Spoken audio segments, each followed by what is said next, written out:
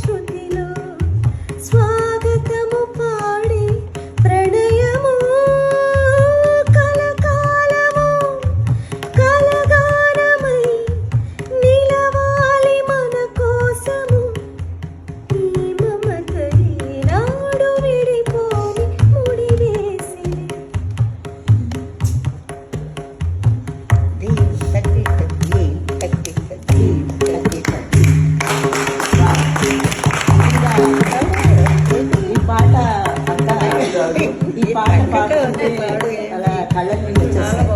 ఆ పాట అసలు మీరు అలా పాడే కళ్ళ నీళ్ళు వచ్చేస్తాయి.